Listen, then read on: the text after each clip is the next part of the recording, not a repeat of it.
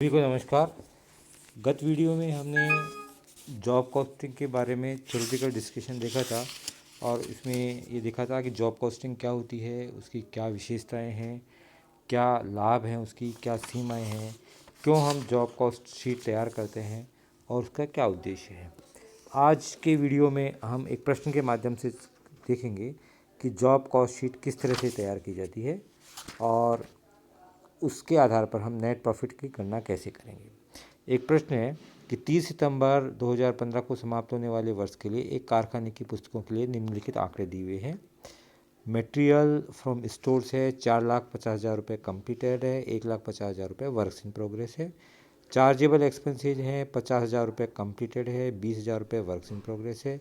Wages है 5 लाख रुपये, completed है 2 लाख रुपये, वर्क्स इन प्रोग्रेस है। Material transfer to works in progress 10,000 रुपये है। मटेरियल रिटर्न टू स्टोर्स 5,000 रुपये है। कारखाना उपरिव्यय मजदूरी का 80% है और कार्यालय उपरिव्यय कारखाना लागत का 25% है। वर्ष भर पूर्ण किए गए कार्यों का मूल्य 20,50,000 रुपये है। लाभ या हानि दिखाते हुए एक एकीकृत पूर्ण उपकार्य का खाता तैयार कीजिए तथा यह मानते हुए एकीकृत चालू कार्य खाता भी तैयार कीजिए कि चालू कार्यों पर उपरिव्यय वास्तविक किए गए उपरिव्ययों के आधे ही हैं। इसके आधार पर हमको कंसोलिडेटेड एक जॉब अकाउंट तैयार करना है और जॉब अकाउंट में लेफ़्ट साइड में सारी एक्सपेंसेज आएंगे और राइट साइड में कॉन्ट्रैक्ट की का अमाउंट जो 20,50,000 रुपये वो आएगा।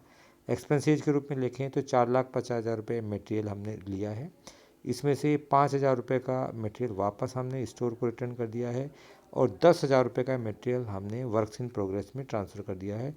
कुल मिलाकर के 15,000 रुपये का मटेरियल ट्रांसफ़र हो चुका है। तो नेट प्राइस आई 4,35,000 रुपये हमारी जो इसके अंतर्गत है। इसके बाद में खर्चे के रूप में अपन लें तो वेजेज है 5 लाख रुपए की है, वो 5 लाख रुपए की वेजेज इसमें आएगी। चार्जेबल एक्सपेंसेज यदि अपन लें तो 50,000 रुपये चार्जेबल एक्सपेंसेज है। फैक्ट्री ओवरहेड के लिए कहा गया है कि वो वेजेज का 80% है।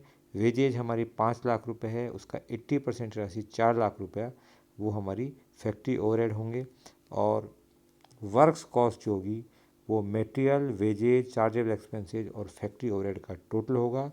तो इस प्रकार यदि हम टोटल करें तो 4,35,000 रुपये प्लस 5 लाख रुपये प्लस 50,000 रुपये प्लस 4 लाख रुपया 13,85,000 रुपये हमारी वर्क्स कॉस्ट होगी।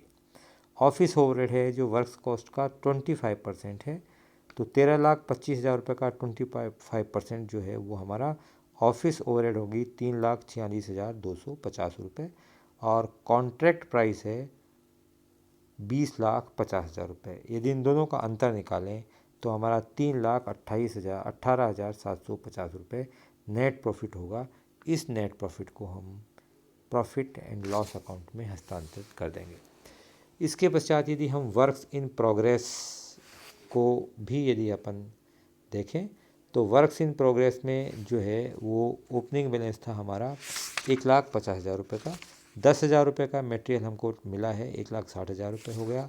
वेजेज जो है वो वर्क्स इन प्रोग्रेस में 2 लाख रुपये की है। चार्जेबल एक्सपेंसेज जो है वो 20,000 रुपये वर्क्स इन प्रोग्रेस होगा। फैक्ट्री ओवरहेड होगा वो 2 लाख रुपये का 80% और आधे के बराबर है तो इसका 50% ले लेंगे अपन।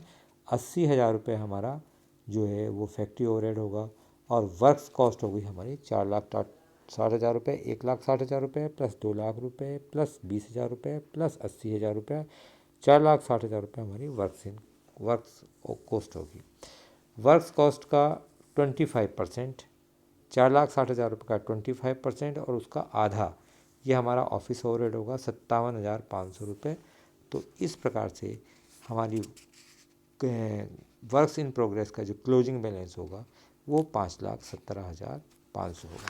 तो इस तरह से कॉस्ट शीट तैयार की जाएगी और कॉस्ट शीट के आधार पर हम नेट प्रॉफिट निकालेंगे और जो है वो वर्क्स इन प्रोग्रेस की राशि निकाली जाएगी और इस प्रॉफिट को हम प्रॉफिट एंड लॉस अकाउंट में ट्रांसफ़र करेंगे। तो इस तरह की छोटे छोटे कार्य के लिए, छोटे छोटे उपकार्य के लिए, सब वर्क के लिए हम ये जॉब कॉस्टिंग तैयार करेंगे। धन्यवाद।